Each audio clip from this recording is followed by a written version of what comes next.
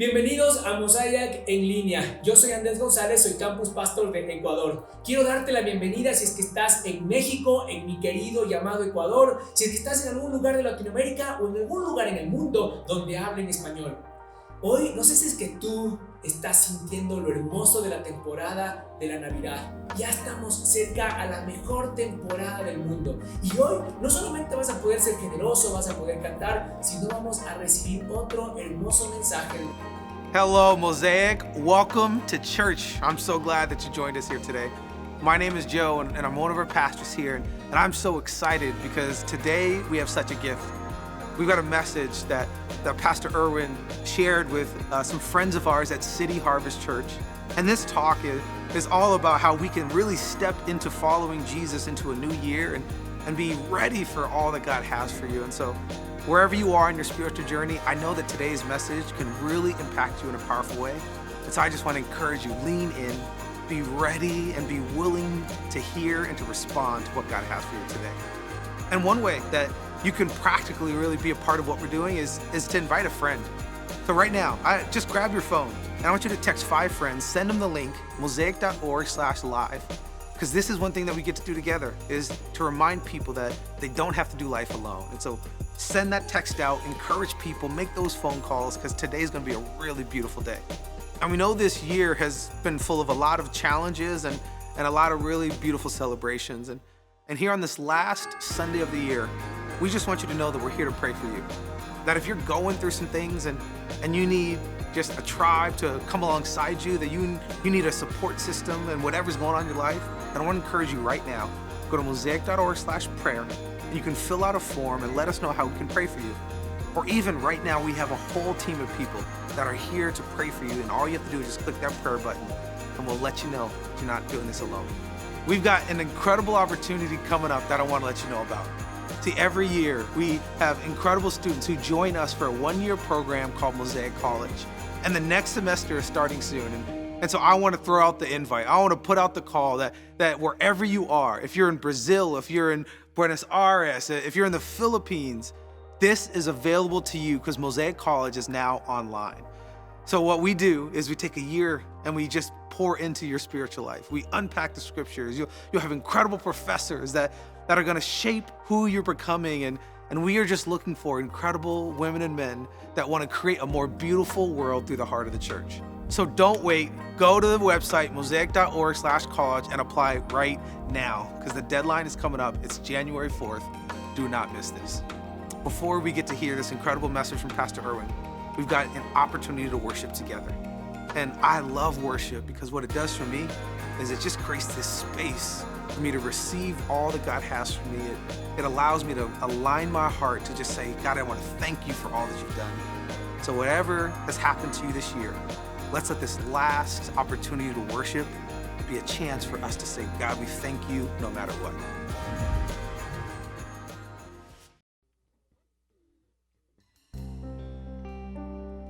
Hola Mosaic, bienvenidos. Vamos a cantar juntos esta canción.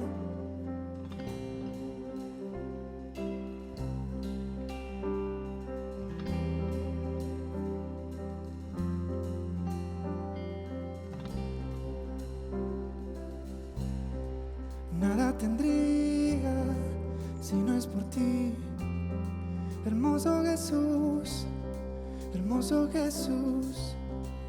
Desde el inicio, conmigo hasta el fin, me sigo acercando, me acerco a ti, dejándolo ir, me aferro a ti, luz de mi alma, tú y solo tú, por siempre tú, rodeado de amor, lleno de hermosura, luz de mi alma, tú y solo tú, por siempre tú. ¿Cómo?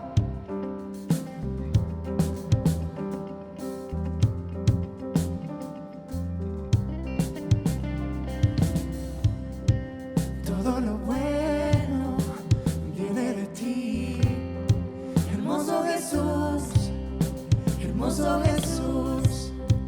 Yo te agradezco, peleas por mí, me sigo acercando, me acerco a ti, dejándolo ir, aferro a ti, luz de mi alma, tú y solo tú, por siempre tú, rodeado de amor, lleno de hermosura, luz de mi alma, tú y solo tú, por siempre tú, dejándolo ir, me aferro a ti, luz de mi alma, tú y solo tú, por siempre tú, rodeado de amor, lleno de hermosura, luz de mi alma, tú y solo tú, por siempre tú.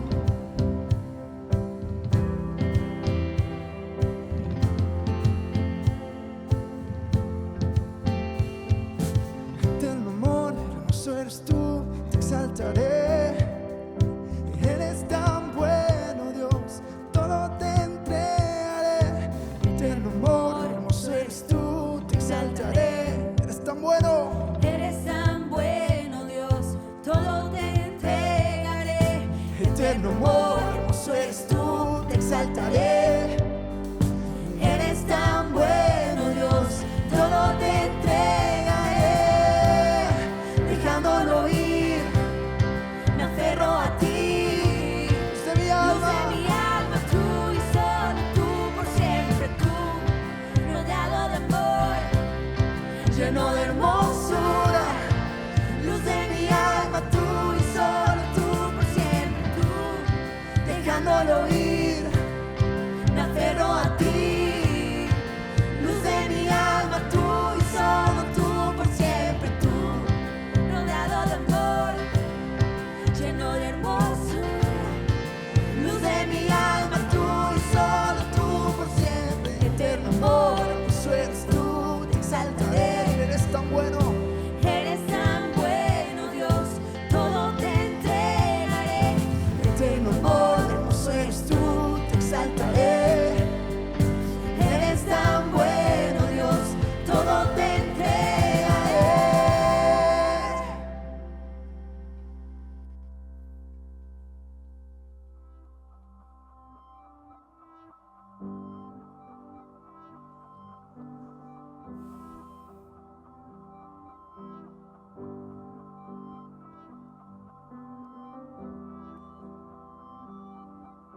Las bendiciones que me das van más allá de mi soñar, y ves lo que yo puedo ser. Me amas sin merecer, me amas sin merecer. Cristo, doy gracias, me tomas tal y como soy.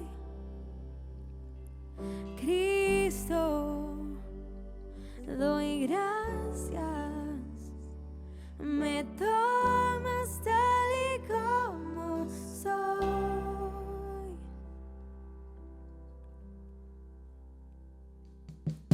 De todo lo que recibí y la bondad que encuentro en ti, tu presencia es mi lugar. Me amas sin merecer, me amas sin merecer.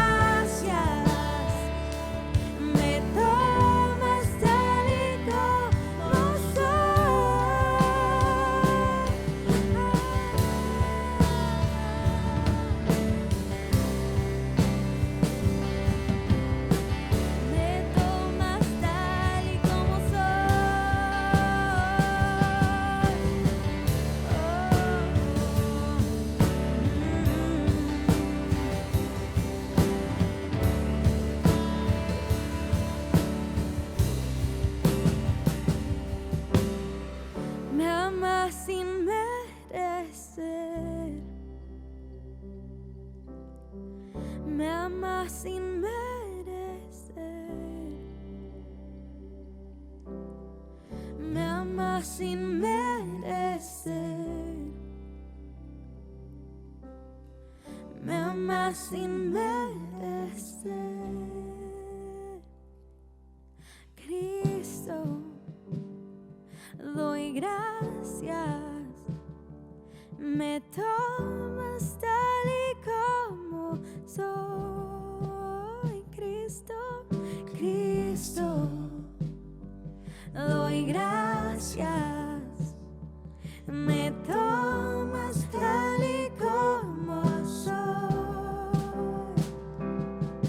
Mi Salvador, rindo mi corazón, toda mi vida, mi honesto amor.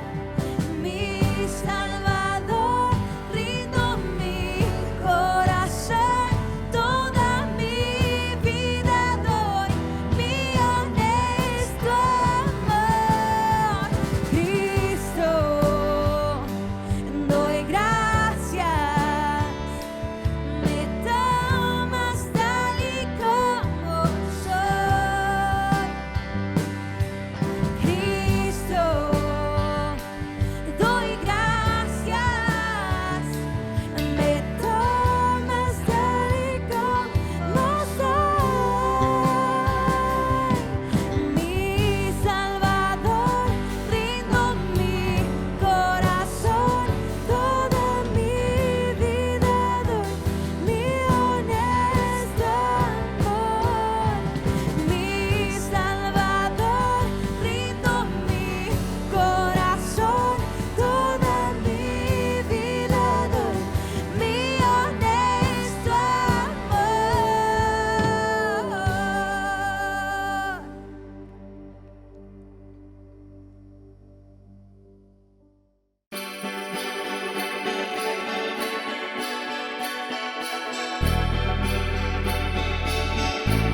What a year 2020 has been.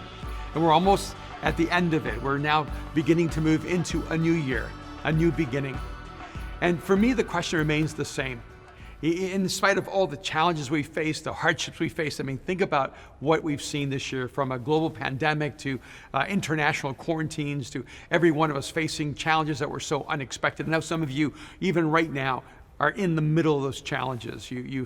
Some of you lost your jobs, some of you have lost your dreams, some of you have seen your world turn completely upside down, and you're trying to figure out what in the world is God doing in the middle of this, and how am I supposed to approach this moment in my life. But I want to ask you a different question today, because so many of our questions are about just hanging on. So many of our questions are about surviving.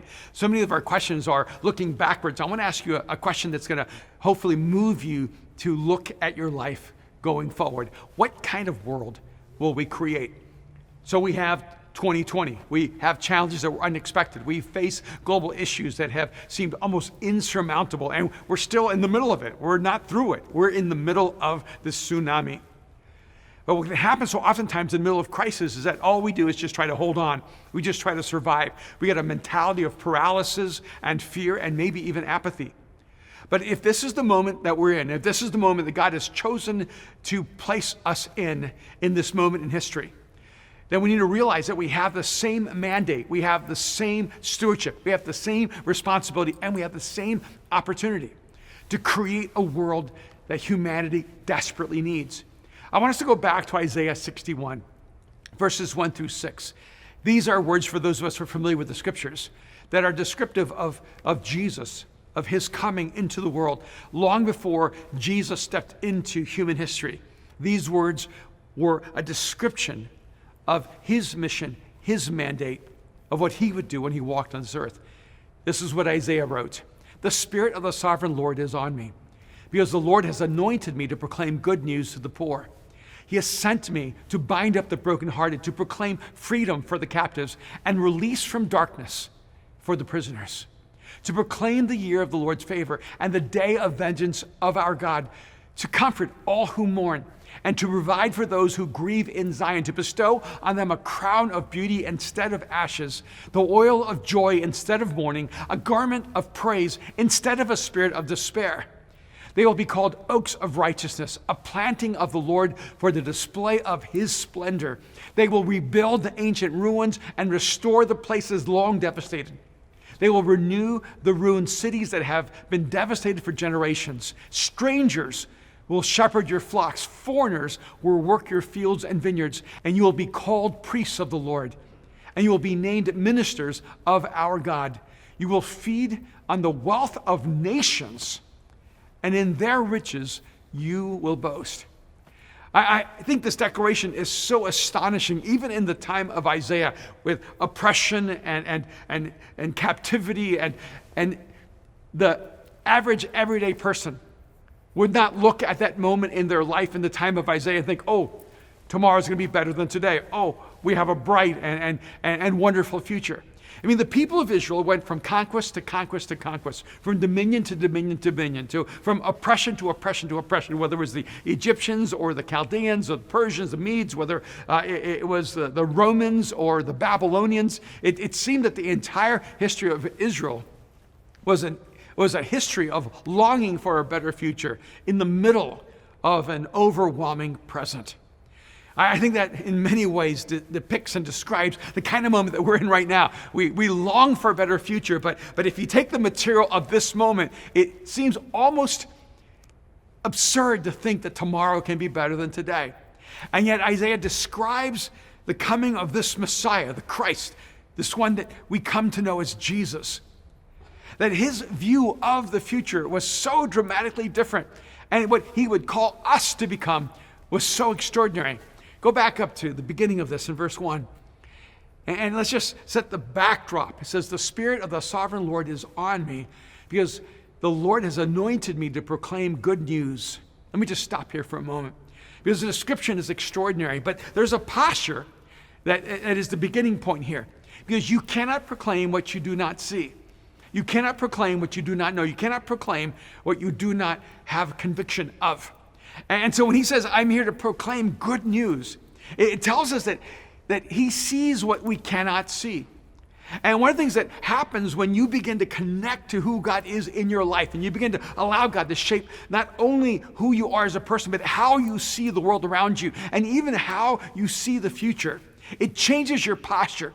And it allows you to address the question, what kind of world will you create? From the vantage point of the world that God would create through you. Because you can see what the world cannot imagine. And that's the beginning point, before we get to the descriptions that are so elegant and poetic and beautiful and life-giving. That we have to see that he had to be able to imagine a different world than everyone else. And when you connect to the Spirit of God, when the Spirit of God is on you, when God anoints you to see, you begin to see a future that others can't see. You begin to imagine a future that others cannot imagine. And so in the middle of crisis, you see creation. In the middle of despair, you see hope. In the middle of a moment where everyone is overwhelmed and is confused and is afraid, you begin to see hope and courage and new possibilities. And so if you want to step into the posture that Jesus stepped into when he walked on this earth, you have to allow God to begin to give you the eyes to see what no one else can imagine. When I used to work with the urban poor, one of the things I discovered was that when you're on the outside looking in, you begin to realize, oh, there's a poverty of food, there's a poverty of housing, there's a poverty of economic opportunity. And you can see these really tangible spaces where poverty affects a person's everyday life. But what I didn't see until I was there for over a decade was that even though there's a shortage of food and a shortage of housing and a shortage of opportunity, what is the greatest deficit that poverty steals from you is the ability to see a better life. Is the ability to imagine a different future. It's the loss of a dream. And when I began working with people, at first I was just trying to help a person get a job or get a place to live or have a different relationship to their income and to their struggle through welfare. And I began realizing that before I could help anyone with anything concrete, I had to actually begin to work with their inner posture. I had to convince them that their life could be better, that their life could be different. I had to begin to deal with the poverty of imagination, the poverty of a dream. And if you can help a person begin to dream of a new life, of a new world, of a new themselves, then you have the material to work with to help that person create a new life. What God does with those of us who are his people, as he places his Spirit within us, is that we're not blind to the possibilities of a better future. We do not let despair, we do not let fear or hopelessness become the filter through which we see life. You can see what the world cannot imagine. People have lost not just their jobs in 2020. They've lost not just their stability in 2020. They've not just lost their hopes in 2020. People have lost their imagination. They've lost their dreams, and they've lost the capacity to see a future that humanity desperately needs. When God's Spirit begins to work in me, I begin to see things I couldn't see before. I begin to dream new dreams and imagine a new future. And I begin to realize that imagination is the playground of God, where God begins to show me what he can do in me and what he can do through me. And I want you right now to realize that the imagination is where God begins to paint the future into our souls.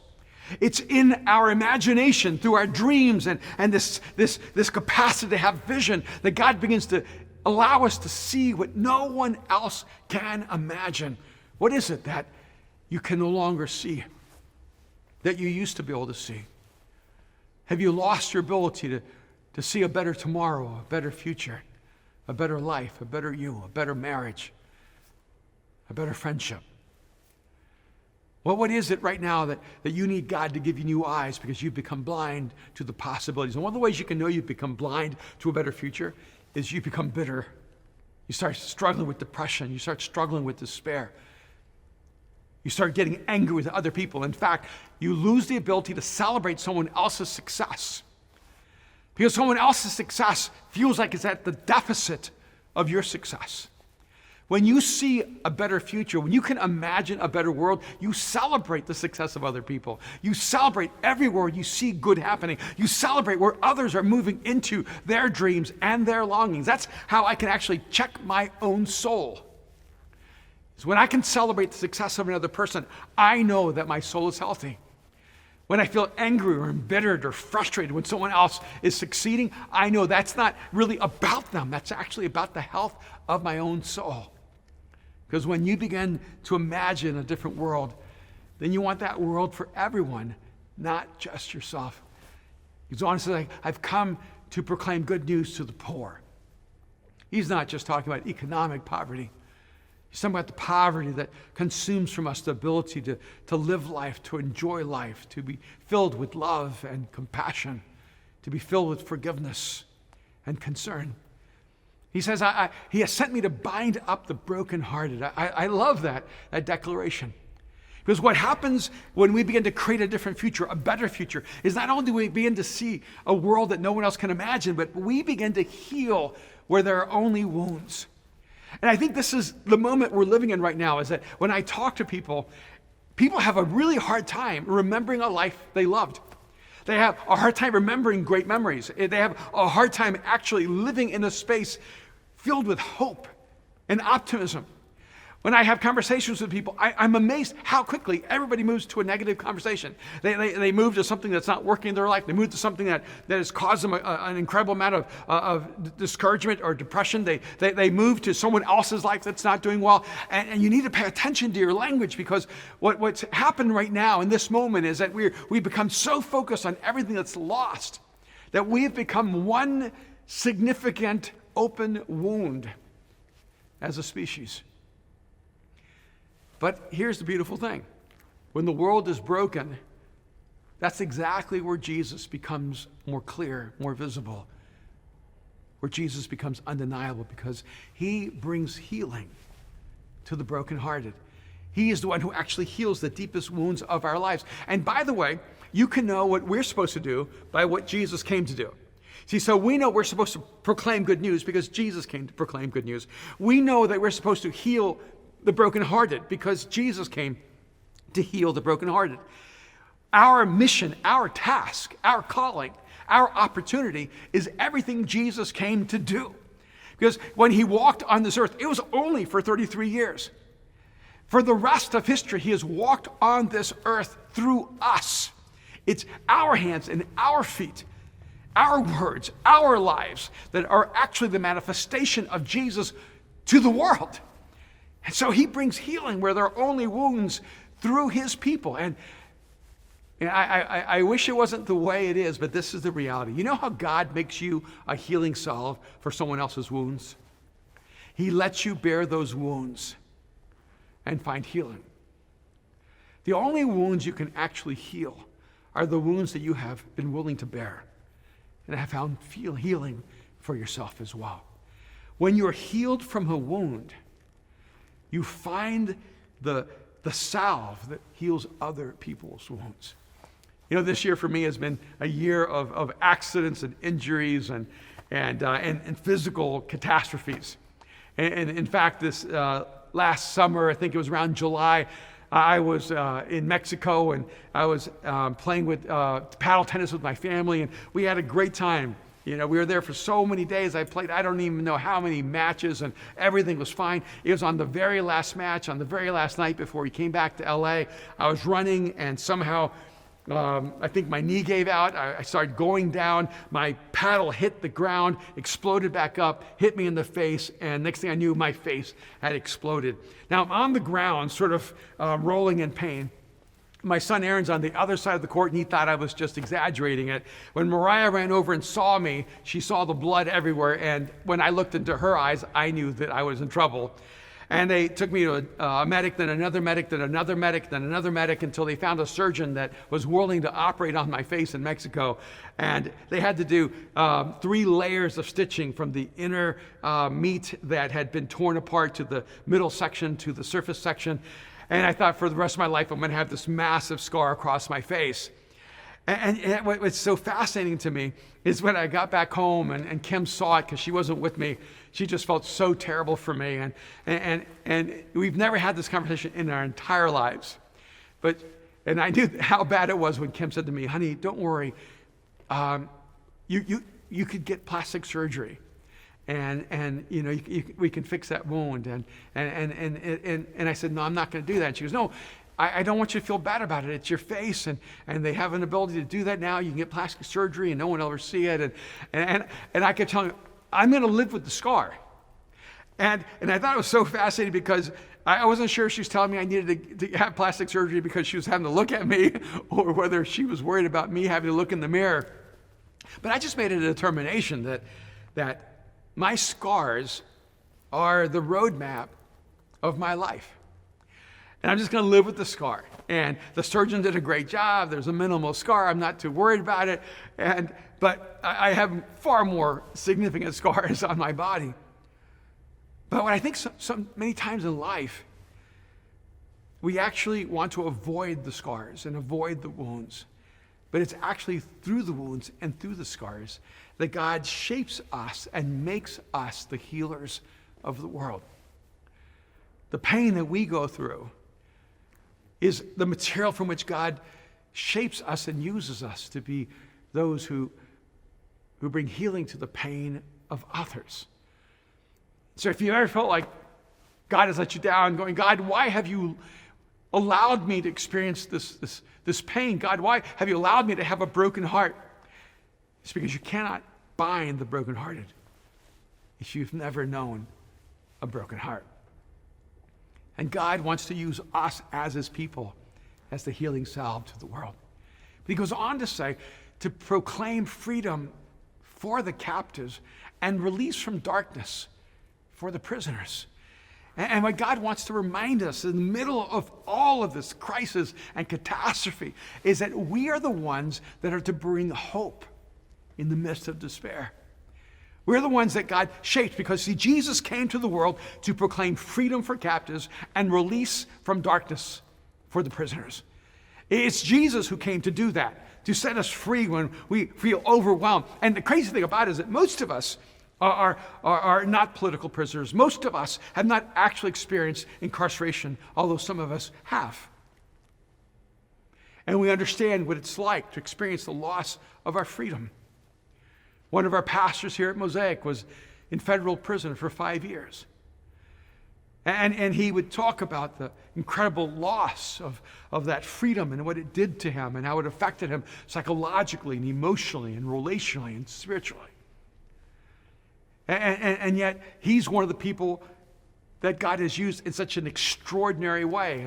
And his campus in Mexico City has erupted with growth. And it's because he knows what it's like to be a physical captive. And so he lives his life to bring freedom and release to everyone he meets. Because he also knows that when he stepped out of that prison, he wasn't necessarily free. That freedom doesn't simply come when the door unlocks. The freedom comes when we allow God to bring us that deep inner freedom where he releases us from despair and hopelessness and moves us to hope and to a future. What kind of future are we going to create? Are we going to create a future where we can see a world that no one else can imagine, and we can bring healing to the deepest wounds of humanity and bring hope where people know nothing but despair? It's not in the light that you discover if you're afraid of the dark. It's only when the lights go off and you're surrounded by the darkness that you discover whether you have that internal courage that allows you to keep moving when you can't see right in front of you. A few weeks ago, my wife Kim wanted to get away, and we wanted to go see the leaves change on the east coast of the United States. And so we took a flight over to New Jersey, and then we rented a car and started driving down what's known as the Shenandoah Mountains. And we were trying to catch that peak season, and sometimes we were too soon, and sometimes we were too late. It never felt like we were really there exactly the right time. And as we're traveling to these mountains, and I have this giant, I don't know why, but they rented this almost like tank, and I have this gigantic SUV truck, and I'm driving through the mountains on these hairpin curves. And to add to that, there were just these immediate drop cliffs. And then if that was not enough, suddenly there was a fog so dense and so thick, you could not even see in front of you. And I'm driving through these mountains, through these hairpin curves, through these edges where the cliffs just drop down, to beyond your capacity to see the bottom. And now I can't even see. And I'm so exhausted driving 5 miles an hour, trying to make it through the darkness, or make it through this fog, make it through this moment of crisis. And there's just this psychological suffocation that happens when you cannot see in front of you. But you have to keep moving forward. Honestly, what I would do in those moments is I would find a car and I would just follow the car. Because even though I couldn't see the road, I could see the car. Even though I couldn't see anything around me, I could still see that car. And I actually found the best way to drive through the fog, the best way to drive when you cannot see, the best way to drive when any misturn would actually send you to your death, is to have someone right in front of you that you can follow. And that's exactly who Jesus is for us in those times of darkness. It's who Jesus is when the world goes dark, when the fog becomes so thick you can't see in front of you. And that's the power of hope, is that even if this moment isn't the moment you would have chosen, even if this moment is filled with darkness, and even if this moment is filled with heaviness, and you're struggling with sadness and sorrow and depression and despair, what I want you to do is just get close enough to Jesus to just follow him through the dark. Just close enough to Jesus to follow him through the fog, and he'll get you through to the other side. goes, oh, to proclaim the year of the Lord's favor and the day of vengeance of our God, to comfort all who mourn, and provide for those who grieve in Zion, to bestow on them a crown of beauty instead of ashes, the oil of joy instead of mourning, and a garment of praise instead of a spirit of despair.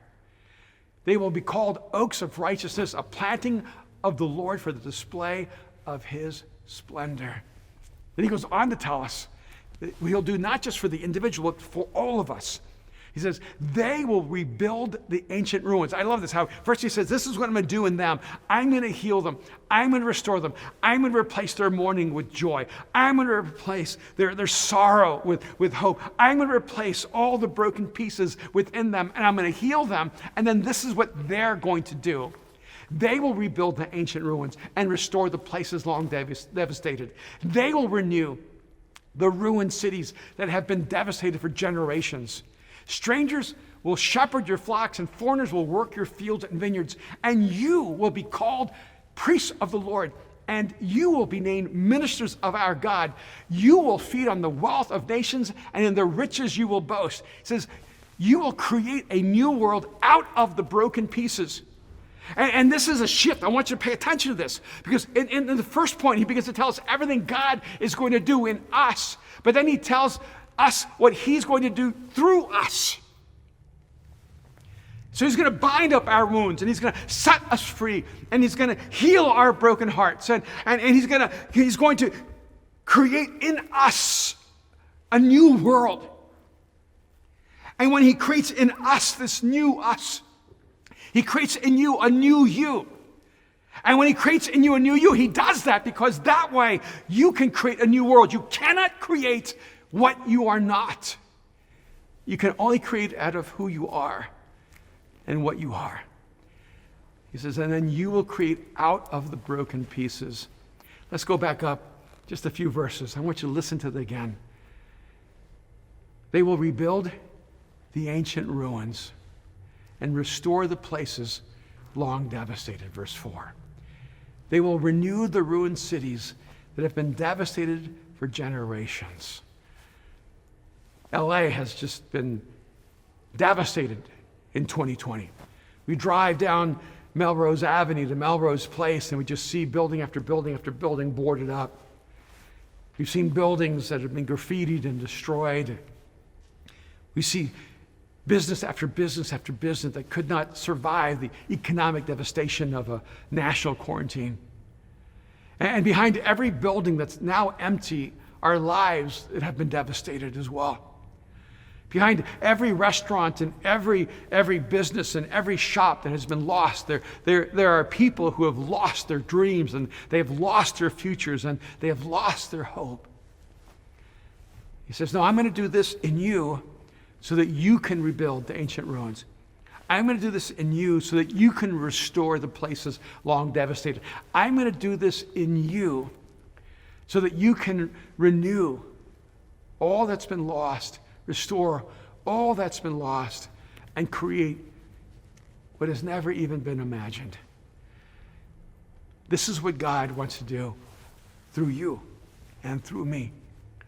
He wants to teach us how to create a new world out of the broken pieces of our lives.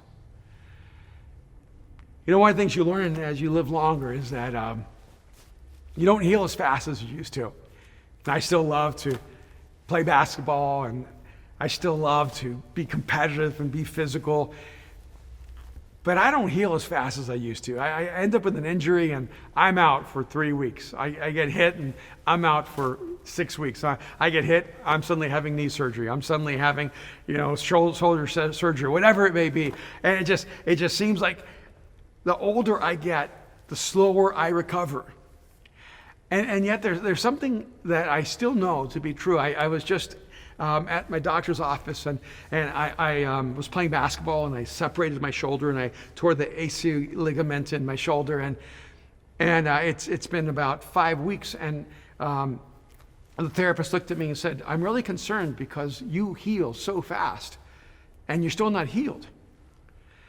And I love the fact that I have a reputation for healing fast. I also get injured really fast, so maybe that's the universe compensating between the two.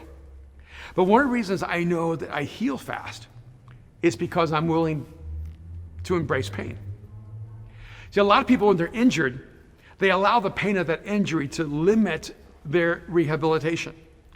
But I've learned over a lifetime of injuries that if you push through the pain, you will actually heal faster. And the more you can take pain, the more you can actually strengthen the part of you that's been broken. See, I think a lot of us have actually been living our lives trying to avoid pain. And we even thought that God would give us a path in life to avoid pain. In fact, I think a lot of people have taught that. So give your life to Jesus and you'll have a pain-free life. But if you have been following Jesus long enough, you know that that is not reality. See, sometimes when you follow Jesus, you end up with the greatest pain. Sometimes when you follow Jesus, you'll experience pain you would have never experienced if you had not followed him. Because he knows that the pain is necessary for you to have the strength that's required to create the future that God wants you to create for the world around you. And a part of what we do is we learn how to take the broken pieces of who we are and we create a new world through those broken pieces. And so one of the things I've learned as I've gotten older is you have an injury, you learn how to compensate. You have an injury, you learn how to adapt. And as long as you do not allow that wound, that brokenness, that injury to become the defining characteristic of who you are. So you can make a decision. The pain will limit everything in your life, or the pain will simply be one more obstacle you choose to lean into so that you can become stronger on the other end. See, I think for a lot of us, it's really not that we're getting older, it's that we become less willing to face the pain necessary to achieve greatness, the pain necessary to step into the future God has for you, the pain necessary to create a better world. And by the way, there's nothing God will ever call you to do that has any real meaning or significance that is not going to cost you something. So the question is not, has God called you to do great things? The real question is, are you willing to pay the great price? See, there's a future to be created. Right now, there's a future that will never be created without choices that you need to make. There's a future that your nation needs that can only be created out of your resilience, out of your courage, out of your faith. There's a future that your church needs, that your family needs, but it can only come out of it if you decide that you will take the wounds that have marked you and use them as your scars of honor. That you will allow God to take your pain and your suffering, your disappointment, your sorrow, and allow God to use it as the material from which he makes you the healing ointment for everyone that comes in contact with you. That you will not allow yourself to choose to live in a prison where you've built it and you've locked yourself in, but you allow God to set you free so that no prison can ever hold you back from your freedom. To realize that there's a future that's waiting for someone to have the courage to create it. And just one last thought. He says, look at verse 6. And you will be called priests of the Lord, and you will be named ministers of our God, and you will feed on the wealth of nations, and in their riches you will boast. I don't even know what to do with that, to be honest with you. And I'm not sure how it applies to every one of our lives, but I'm just going to sort of just lean into it right now and just allow myself to receive the benefit of that promise. You will feed on the wealth of nations, and in their riches you will boast. I think what God is saying is that nothing but nothing can hold you back from living the life he created you to live. Because you are the creators of the future. You will be called the priests of the Lord, and you'll be named ministers of our God. And God has leveraged the entire universe in your favor. That everything that God created is created to give us life. Just look at your wealth right now. You breathe deeply of oxygen you did not pay for. We drink of water that was freely placed on this earth. We live on this little rock in the middle of this universe because the entire universe seems to be leveraged in our direction to make sure that we can wake up every day with the opportunity to live the life God created us to live. We came into 2020, it was quite a year. I had big plans for this year. And in fact, I was supposed to be in Singapore twice. I was supposed to be in Kuala Lumpur a couple of times. I was supposed to be in Japan once. I was supposed to be in London twice. I was going to be in the United Kingdom and in Europe and in South America several times. And everything came to a painful, abrupt stop. The whole world in my life came to an end. And it's one of those moments where you just almost have to ask God, what are you doing? I thought that this is what I was supposed to do. And maybe you're exactly where I was. Going, I thought this was the life I had for 2020. This was my future. This was my mission. This was my calling. This was my destiny. Now it's all gone. Then I watched so many of my friends lose their companies, lose their jobs, lose their dreams, lose their future. Some of them lose their families. Too many of them lose their families. Because the weight of the pressure of this moment was more than they could bear. So in the middle of it, I knew I had to create. I knew that in the middle of this crisis, I had to find some way to create a different future. And so we began working on projects, even here at Mosaic in Los Angeles. Kim had a dream of starting, of building a school in Malawi, and all of it was coming to an abrupt halt, and we just made a decision. We're going to build that school. And of course, the initial costs that I was given were nowhere close to the real costs of building this school.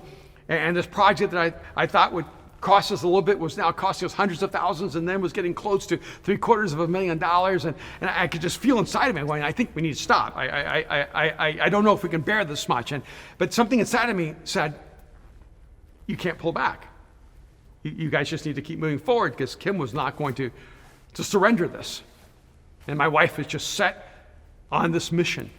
She was going to build this school with our teams that would educate 1,600 students from around 63 different tribes in one of the poorest and under-resourced countries in the world, on a continent that all of us should take some responsibility to help. And so before I knew it, we were just full force in, and then we saw the foundation being laid for this school. And then she comes and says, if they can find a way to do solar energy, they can actually do an adult school for adults. And the dreams did not get smaller. The dreams just kept getting bigger and bigger and bigger. And it's almost as if God said, don't worry about it. You will feed on the wealth of the nations. That doesn't mean you're going to live in luxury. It means that you will have all the resources you need to fulfill God's purpose in your life and through your life. And in the middle of all that, I knew that I needed to start something new. I'm just going to share with you something very personal. Over 10 years ago, I had a company. I was in the fashion industry, in the film industry, and we were doing so well. And I've always been an entrepreneur. I always worked outside of the church, and we had an economic crisis that just brought everything to a close. And I've failed so many times in the past that I'm very familiar with failure, but this one was unexpected because the company was so successful. And then everything just came to an end. And I spent 5 years working my way out of massive debts and years making sure that the people who were involved in the company finished every project. And so Kim and I took about $1 million loan on our house so that we could actually make sure that everyone was taken care of, so that nobody had any negative consequence to working with our company. And that memory stayed with me for the last decade at least. And I've had a warehouse full of vintage World War II material that I used to use to design bags and different materials. And my wife's like, Sally, get rid of it. Just put the past behind you. And my son was like, Aaron's like, Dad, just sell it. Just get rid of it. Let's never go back that way again. But there was something inside of me that said that was one of the most painful moments of my life. And I'm going to hold on to that material because one day I'm going to create a new future through the material that represents my scars, my brokenness, my wounds. And so during 2020, in the middle of the pandemic, in the middle of quarantine, I just decided I'm going to go back into the fashion industry. I'm going to start a new line. I'm going to start a new collection. I'm going to create out of the pain. I'm going to create out of the crisis. And I'm going to take the material that represents my wounds and my scars, my failures, my disappointments, and I'm going to use that material to create a new future, to create something beautiful out of it. And so you'll be one of the first ones to see what I'm wearing today is a part of that collection. And I just have these old fabrics that have been redesigned to create a new expression of hope. Now, not everyone wants to design clothes and make a statement through what you wear, but let me tell you, every day when you get up, you're either putting on despair or you're putting on hope. You're either putting on fear or you're putting on courage. And maybe one of the reasons that I'm so drawn to the material is that it's this old World War II canvas, and it reminds me of a time where men and women risked their lives for the freedom of the world. And I want to get up in the morning and remind myself that people need me to live my most heroic life. They need me to answer the question, what kind of future will I create? With the answer, I'm going to create a future filled with hope.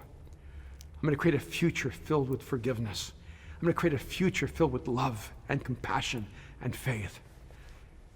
And again, I want to ask you, I don't know what the material of your failures are, the material of your pain and your scars and your disappointments. But I do know this. God can take all the material of all the pain and disappointment of your life and use that material to create a new you, a new life, a new future. Never underestimate what God can do with the material of you. The only question is, what kind of future will you create? What kind of future will you settle for? What kind of future are you willing to fight for? By the way, that's what Jesus did. God himself stepped into human history 2,000 years ago. He took on flesh and blood. Talk about choosing a material. He walked among us, lived a sinless, perfect, beautiful life. He allowed himself, though innocent, to be crucified as a criminal. He gave his life as a sacrifice so that we could live. He died a grueling, agonizing death on a cross so that we would always know that there is a future and a hope, that there is freedom for all of us. And if you're in this moment right now and you feel overwhelmed by life, and maybe you're struggling with just discouragement or depression, or maybe you're filled with anxiety or stress, or maybe you just feel like you just had the wind that knocked out of you and you just can't find your way back up on your feet to believe that your future can be better than your past. I want you to realize that that's exactly why Jesus came. He took on the wounds so that he could heal you. He took the pain so that he could actually give you strength. He took on that agonizing death so that he could be your source of life. And he's just waiting for you to open up your life to him, to trust him, so that he can recreate you, so that through you he can create a better world. And if you're listening right now and you've never trusted Jesus with your life, if you've never crossed that line of faith and given your life to him, I want to invite you right now, this moment, to do that with me. I just want to encourage you to pray a very simple prayer. It's just one sentence. It's not everything you and God need to talk about, but it's where it begins. Right now, If you know you need God, if you know you need Jesus, you need his freedom, you need his forgiveness, and maybe you've thought about it, maybe you've struggled with it, but right now you're ready to cross that line of faith and trust Jesus with your life. I just want you to right now just to pray this prayer with me. Jesus, I give you my life. That's it. Just tell him right now. Jesus, I give you my life. It's that simple. Because the moment you give your life to him, he gives his life to you. See, he gave his life for you 2,000 years ago, but he waits for you to give your life to him so that he can put his life in you. And when you have his life in you, you have his ability to see a world you could never imagine. You now have the source of healing where you can become a healer of the world. You now have the source of hope where you can bring hope in the midst of despair. You now have the one who can take all the material of your broken pieces and create a more beautiful future. You have the God who imagined you, the God who created you, living within you. Now you'll begin to imagine what you could never have imagined, and you'll begin to create what you never could have created without the creator of the universe living in you. If you just prayed that prayer, Jesus, I give you my life, I want you to know that the creator of the universe now dwells in you. And today is the beginning of your future. So go home, go to lunch, go to dinner, go to breakfast, get with friends, and ask yourself this question. Begin the conversation. What kind of future are we going to create? God bless you guys. Pastor Erwin, thank you so much for that incredible talk here today. What an amazing way to wrap up 2020 and launch into 2021. And I'm so excited for all the people that made a decision to follow Jesus today for the first time. We want to say congratulations and welcome home. See, one thing that we would love if you can do, if right now you made that decision, go to mosaic.org/follow-Jesus and let us know about the choice you made today. We want to rally around you, we want to support you, and we want to celebrate this decision that you made today. And one of my favorite things that I get to be a part of here at Mosaic is hearing all the stories of people's generosity. And there's countless stories of amazing women and men like yourself that have sacrificed at a high level. And just recently, I heard this story from a friend of mine named Tammy, and she was sharing this legacy of her great-grandfather, who they call Pop. She was talking about how he had an amazing job and he was in his 40s, but he felt this call to Hollywood. He felt this call to Los Angeles, and he moved here and he just started working odd jobs, and eventually he starts working at Warner Brothers, and he becomes the right hand to Jack Warner. In the midst of this, Tammy is sharing about how her great-grandfather Pop wanted to not just create a legacy for himself, but for those that would come after him. And he starts just giving people jobs, and he starts putting young kids through USC film school. And she's sharing this beautiful story, this incredible man who realized that life is truly found when you give rather than you take. And she shares about how her great-grandfather died 9 months before she was born, that she never actually met him. Yet his generosity and his sacrifice still lives on inside of her. And now her and her husband have been a part of bringing life to Hollywood and creating community for so many artists, because she wanted to make sure that the legacy of Pop continued. And this is what happens when we give together.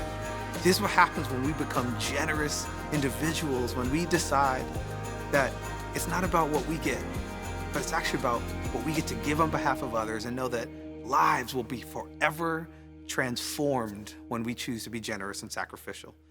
So on this last Sunday of 2020, man, I think this is a great opportunity for us to say, we're gonna make an investment, not just so that we're better because of it, but so that the future is better because of it. And what are the stories we're gonna hear in 2021 and beyond of lives changed because we sacrifice together?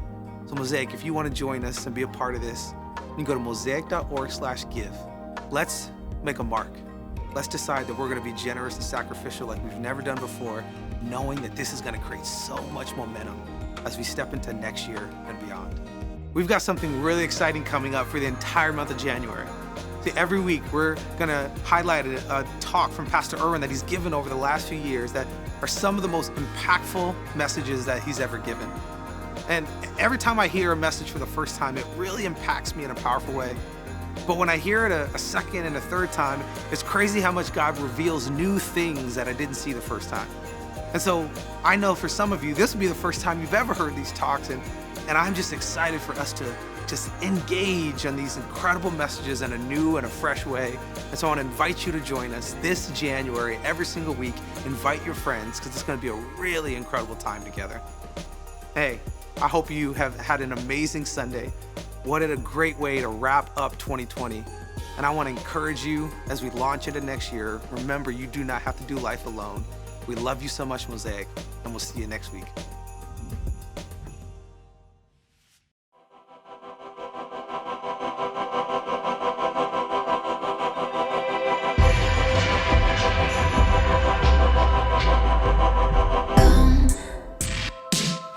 They told me, pa-rum-pa-pum-pum, a newborn king to see, pa-rum-pa-pum-pum. I finest gifts we bring, pa-rum-pa-pum-pum, to lay before the king, pa-rum-pa-pum-pum, rum-pa-pum-pum, rum-pa-pum-pum. So to honor him, pa-rum-pa-pum-pum, when we come,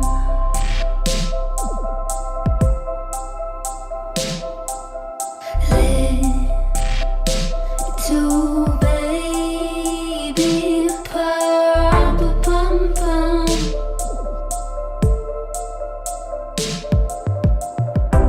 I